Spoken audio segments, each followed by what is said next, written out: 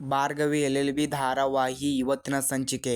Hello hi ಸ್ನೇಹಿತರೆ, ಮತ್ತೊಂದು ಹೊಸ ವಿಡಿಯೋಗೆ ಸ್ವಾಗತ ಸುಸ್ವಾಗತ.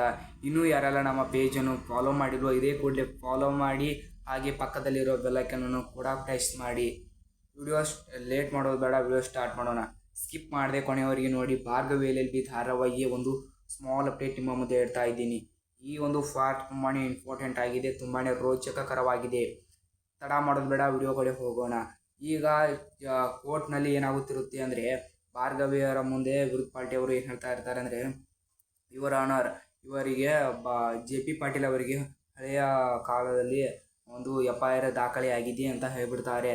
ಅವಾಗ ಜಡ್ಜ್ ಅವರು ಏನೋ ಒಂದು ನೋಸ್ಟ್ ಬರೆಯೋಕ್ಕೆ ಚಲೋ ಮಾಡ್ತಾರೆ.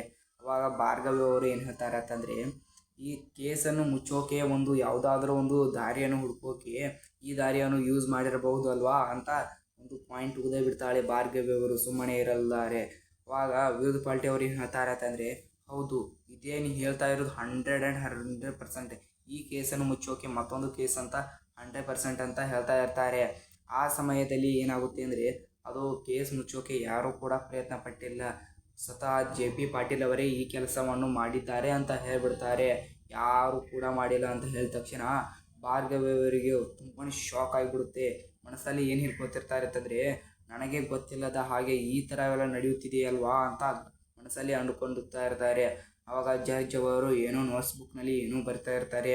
ಅವಾಗ ಎಲ್ಲರೂ ಕೋರ್ಟ್ನಲ್ಲಿ ಎಲ್ಲರೂ ಶಾಂತವಾಗಿರುತ್ತೆ, ಎಲ್ಲ ವಾತಾವರಣ ಶಾಂತ ಆಗಿರುತ್ತೆ. ಭಾರ್ಗವಿ ಮುಖ ಕೂಡ ತುಂಬಾ ಸಪ್ಪವಾಗಿ ನಿಂತಿರ್ತಾಳೆ.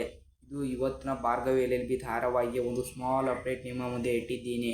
ಇದು ವಿಡಿಯೋ ಇಷ್ಟವಾದರೆ ಲೈಕ್ ಮಾಡಿ, ಹಾಗೆ ಪಕ್ಕದಲ್ಲಿರೋ ಬೆಲ್ಲೈಕನನ್ನು ಕೂಡ ಪ್ರೆಸ್ ಮಾಡಿ, ನಮ್ಮ ಪೇಜನ್ನು ಕೂಡ ಫಾಲೋ ಮಾಡಿ. Thank you for watching.